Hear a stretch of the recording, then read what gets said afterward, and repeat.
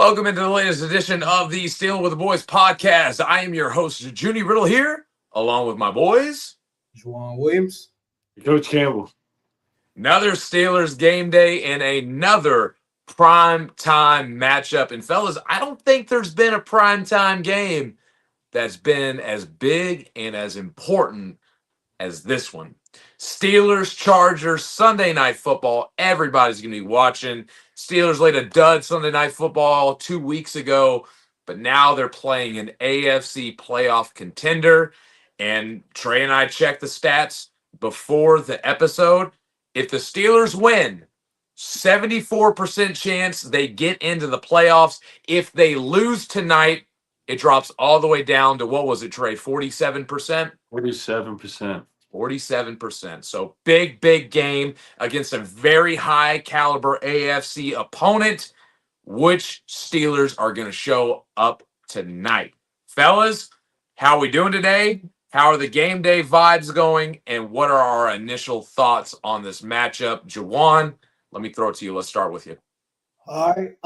First, let me say that the Jaguars just blew a lead, and so Jacoby Myers, you chose the Jaguars over the Steelers, and I see why. So you're used to losing. I understand why now. I understand, but that just makes me happy about tonight.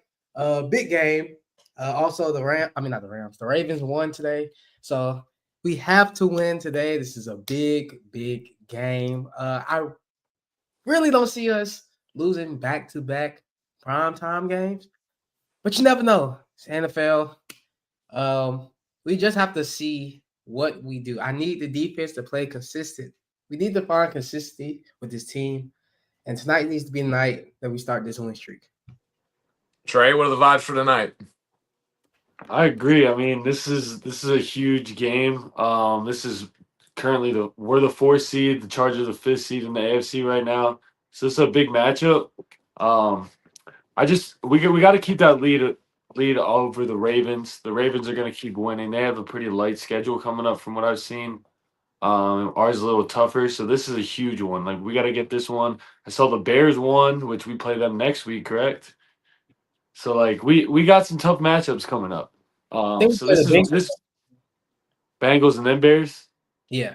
Okay. Well, still, I mean, we got tough matchups coming up. So when we can get a win, when we need one when we're in prime time, those are important wins to get. Show the rest of the league, show the rest of the world that we're here to play. And man, I'm just excited. I feel like from what I've seen on Twitter and everything, like, it's going to be another home game for the Steelers on the West Coast.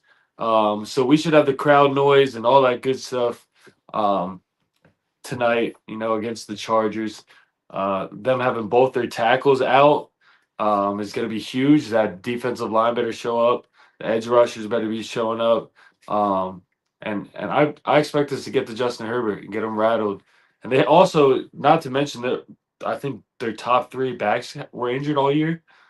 I mean, they had Najee Harris, they had Omari and Hampton, and then they had maybe they're on their 3rd back. But still, I mean, we got to come out and play. We play like we did last week. We'll be okay. And I'm just excited. Sunday night games there's nothing like Sunday night games. I like Sunday night better than Monday night games. But this Sunday night game, this is going to be a big matchup. I think it's going to be a great game as well. And speaking of matchups, let's get into our matchups that we're going to be looking at for today's game against the Chargers on the road. And even though we are on the road, we are expecting to see majority Steeler fans out in SoFi Stadium. So, Juwan, a lot of matchups to pick in this game, a lot of things to watch for. What's the number one matchup for you that's going to decide whether the Steelers get a win or a loss out in LA? Well, my number one matchup will be their wide receiver core versus RDBs. And that's the one I'm scared about because you got Keenan Allen, you got Johnston, and you have Ladd. I just want to see. I really hope that Darius Slay don't guard Ladd, because please don't let it be Ladd. That's really what I'm looking for because our DBs hasn't been consistent at all. We rely on Darius Slay to be a veteran leader, he'll we automatically know that he'll either be injured or get hurt in this game, or he'll blow a coverage, or we can also know as Steelers fans that JPJ will get some kind of hold or pull, because it happens every game, and he hasn't learned yet. But that's my matchup. That's the scariest part of this whole game because these receivers with Justin Herbert is very, very scary. And with our defense, with no consistency, it could be a tough day or it could be a good day for us. So All right, Trey. You already I'd kind like of started to hint on one. I feel like this is where you're going to be going with this one. Yeah, I mean that would have been my matchup to be like afraid of. With our secondary. I want to defend our secondary for 1 second though. I feel like this is the first back-to-back weeks that we have the same exact starting secondary. If I'm correct, like either Chuck Clark's been out, Juan Thornhill's been out, Deshaun Elliott being out. Like now we just moved Jalen Ramsey to safety. So like this will be the first week that I think they have back to back same starting secondary with Eccles, Slay, JPJ, Ramsey, and Kyle Duggar. So I'd like to see for that to improve. The blown coverages can happen when you have different guys back there all the time. They're playing with different guys week in and week out. So I'm hoping that it's a little bit more consistent than it's been. Like you said, Slay will go down at some point.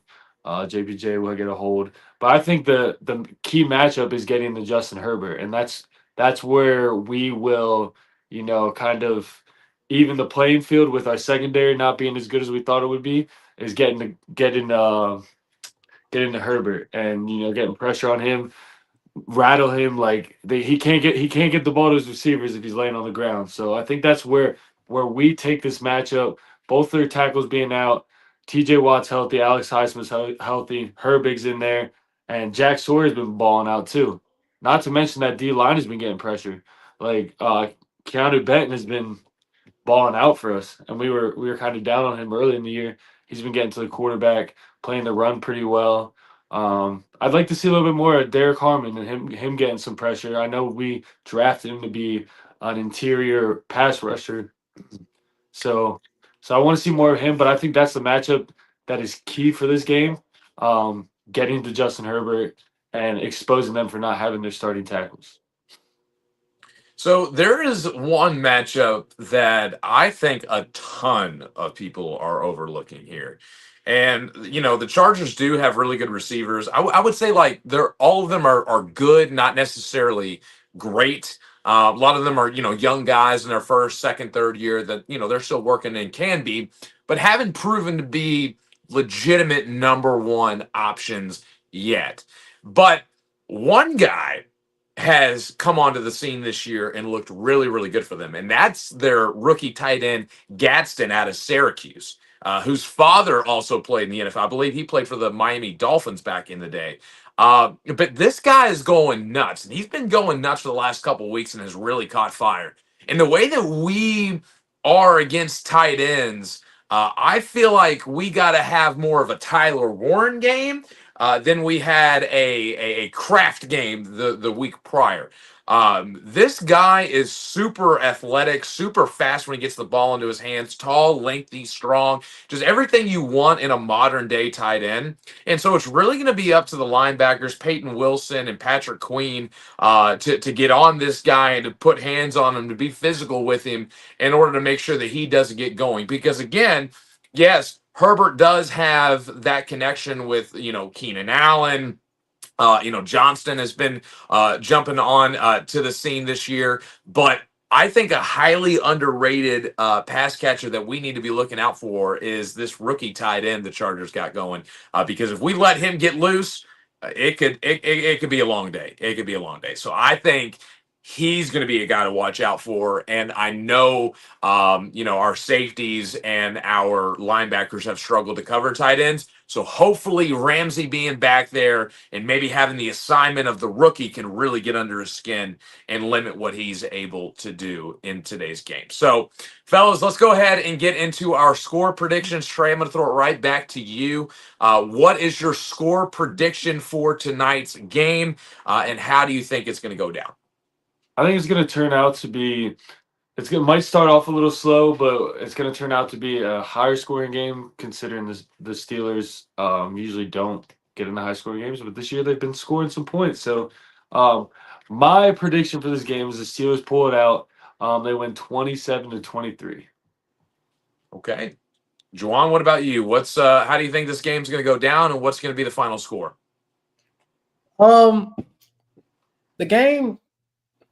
The score is I see it going like how Trey said, a shootout way.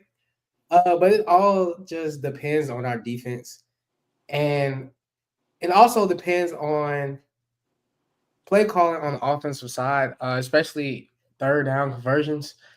So my score, I have it a pretty high one. So I have 31-24 Steelers. Oh, wow. Okay. Yeah, a late ending touchdown. Okay. So last week, obviously the defense played, really, really well. And I think it was because they really honed in on taking Jonathan Taylor out of the game and making sure that Daniel Jones beat them. In that Steichen offense, they really do rely on the play action, getting guys open, those open crossers. I felt like the Steelers really did a great job of taking that away in the way they played Jonathan Taylor. The only difference today is it's really going to come down to your all's two matchups for me. It really is. Are the outside linebackers and Highsmith, Herbig, and Watt going to get home and take over today's game? Or is Herbert going to be getting the ball out very quickly and trying to hit some of these dynamic receivers that he has, really good connections with? I mean, I look at Ladd McConkey and why am I mentioned his name earlier? Why Keenan Allen and these guys, these are kind of slot, really shifty, can catch and get some yards after the catch on the run. So, and also the Chargers don't necessarily rely on the run game the way the Colts do. So I don't really know, guys. I've been 50-50 on this game. I really think it could go either way. I'm going to lean towards the Chargers, though. I'm going to lean in towards the Chargers, and I'm going to say Chargers win 24-20. I think that Herbert's been playing really well. He's second in the NFL in touchdowns thrown this year. They've been doing it without a run game. The Steelers have struggled against the pass, and they're going to go pass heavy because their two top running backs are out for the time being. And so I just see this as a game that doesn't really align well with the Steelers. The Chargers defense is also really underrated. Derwin James is going to be doing his best to limit the tight ends in this game. So it's really going to come down to what DK Metcalf and Calvin Austin can do. And they've been quiet for the last couple weeks. So again, I really see this as a 50-50 game. And the Steelers are going to have the crowd noise to their advantage. So that might really help in putting the Chargers on a silent count. But all in all, I'm looking purely at the matchup here. And I'm gonna lean towards the Chargers. Could go either way. I really hope I'm wrong. But no, all in all, guys, I think the Chargers get it done, and hopefully this is a Junie jinx. Picking against the Steelers, and then they pull it out. That's what I'm hoping for. I knew that's why you were doing that. Knew it. Hey, listen, listen. Is this not as much of a 50-50 game as there is on the schedule? I think it's a great matchup. It really could. One or two plays are going to decide this game, fellas. And if the Steelers make it, the Steelers are going to win this game. But if they don't, I mean, this Chargers offense and the roster they have, this is a really good team. This is a really good team. So I agree with you. But we always what's that, Juwan? I got one thing to say about what your prediction, and if we don't get this, I'm with you. If we don't get at least 4 sacks on Justin Herbert tonight, we'll lose this game. I think it's a reasonable number. I agree with that. I think it's they have to get home today.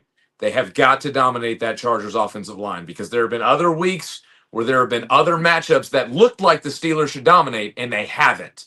And so exactly what I was gonna say. it's that in the back of my mind. I get the recency bias of what we saw with the Colts is saying they should go in and dominate this line of scrimmage and do this. But we've also seen in other games earlier this year that hasn't always been the case. And so that's where my hesitation lies. But Trey, you're the man with the odds. Let's wrap this thing up here with Steal of the Week. What is the line? What is the over under? And what is Vegas thinking this game is going to look like? Well, the Steelers are a 3-point underdog. So +3 if you want to take the spread. Total is 44.5 on points. So I think all of us, I think you even have the over, don't you, Junior? Yep. Well, I did 24-20, so I think that's under by half a point. Half a point. But yeah, those are the odds we got. You want me to go with my Steal of the Week? My touchdown go ahead. score and player prop? Touchdown score, prop bet. I have my touchdown score. I think this is somebody who went off against the Chargers last year, Mr. Calvin Austin. I'm going to take Calvin Austin touchdown score. He also needs to prove that he saw the Steelers were going out and looking for a wide receiver too. He needs to prove something. Do a little bit more. Like just have a great game and show them that maybe they don't necessarily need a wide receiver too. Maybe they just need somebody to complement him and DK. And my player prop, I saw this earlier. I actually took it in one of my parlays. If I can find it, it's in passing props. Aaron Rodgers is set to 217.5. I'm going to take his over. Okay. Prime time Kirk Rodgers coming out to play tonight. All right, Joanne, what we got? All right. I was over here looking and seeing is his name on here, but it's not. So I'm not even gonna say his name. So what name were we talking about?